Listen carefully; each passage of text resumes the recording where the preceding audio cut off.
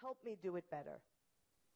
The testing is just a way to torture kids, and I just can't be a part of it. Thank you.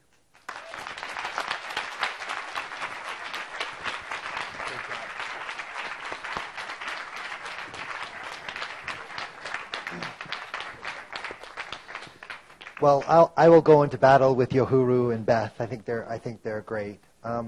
So Bianca, when she invited me, she asked me to speak as a parent about why parents should refuse the Common Core test. So my comments today have two parts. One, I want to express my concerns as a parent about the Common Core, and then the second is about why we should refuse these tests in particular. So I'll start with a description of how I got active in this discussion. Fall of 2011, my oldest son starts kindergarten, and we love it. He has a Montessori-trained teacher, and they are doing art projects where they're doing paintings in the style of great artists. They are going around the neighborhood collecting acorns, testing them in water to see if they can float, if they're capable of growing into trees. They're planting them in soil. They're putting lamps on them. You know, they're not even aware that they're learning about science. They're learning about public speaking. They're learning about cooperation. They're learning about art. We're just as delighted as can be about how his education is going. And then in the spring of 2012, the Common Core gets implemented. And one of the standards is that children at the end of kindergarten must be able to read with purpose and understanding. And so what happens is the teacher has to get the kids sitting on a mat, and she's lecturing at them. And my wife and I are furious because we're saying, what just happened? You know, we loved our kindergarten experience, and now all of a sudden, and so, you know, I got the first exposure meeting with the principal. I got told about the Common Core, and you know, my wife and I just became very active against it. And now we're looking out for our children's future, what kind of education they're going to get. And the Common Core covers math and ELA, and both of the standards and the type of education they lead to are deeply problematic. And I'll just give one or 2 points for each. For the ELA, English Language Arts, it's really using this method of this man named David Coleman. He's the head of the College Board, and he invented this method of reading. And part of close reading is you're given a passage of text, and you're supposed to answer questions using words from the text. I hope I'm being fair, right? And, you know, and I'm a college professor at Fordham University. I teach political science, and I give some assignments that have something like that, right? But the fact is that that's just a very narrow purpose, like part of what goes on in a good education, that really the rewarding parts of education are making connections to other texts that you've read or other things that are going on in the world. And so I'm looking at my son, and I'm looking at his education, and I'm saying, there's going to be minimal opportunities for creativity, right? There's going to be minimal opportunities for him to express his own unique self, right? And I could just project myself enough into my son to say, that looks like a nightmare. Like, I don't want my kid to do that, right? One thing about the math standards is that the Common Core pushes the math, mostly algebra, mostly into 9th grade. And the part of the issue for that is that it becomes much harder to do calculus in high school.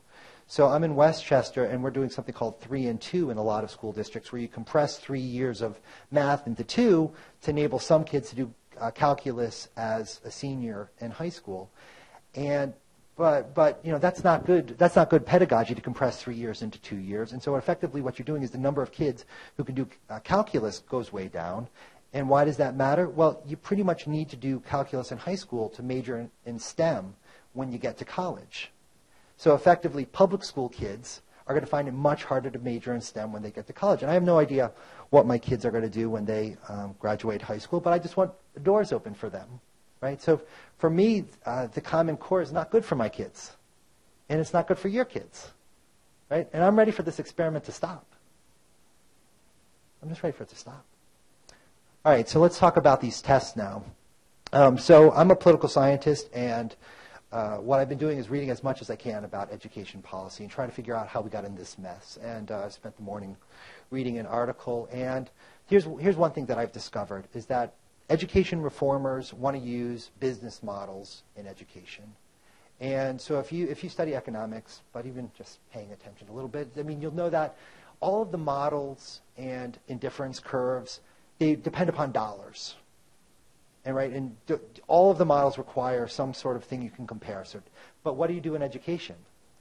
Well, you can use test scores.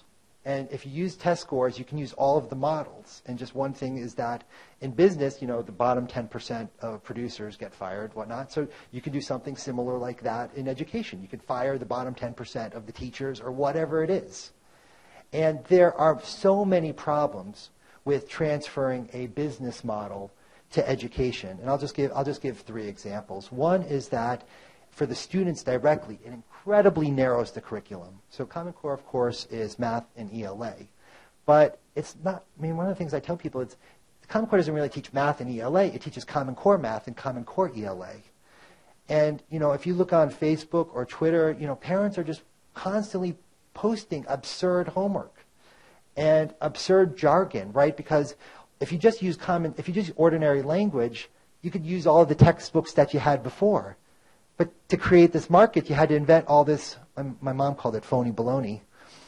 So, it's just filled with this jargon and phony baloney. And so I just, that testing, the testing forces kids' education to just become incredibly narrow.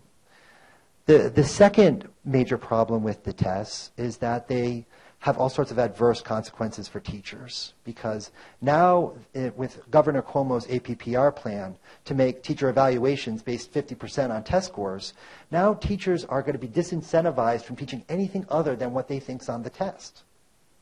So all of a sudden they're not treated as professionals anymore. They're treated as people who have to teach this very narrow interpretation of math in ELA. And soon enough, they're going to be really good teachers fired. Right? Because this is terrible math. American Statistical Association said that value-added modeling for teachers' evaluations is really unfair. So you're going to have good teachers fired, and then who's going to enter the profession if you know that you can be capriciously fired? And then the third point is that these tests really hurt communities.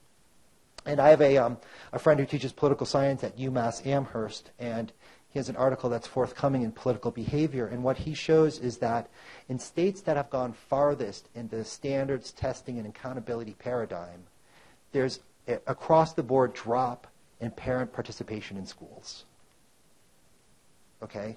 So what happens is that if parents don't have a say in the standards or the kind of aligned curriculum that the school chooses, they're not going to participate in PTA or selling cookies or volunteering.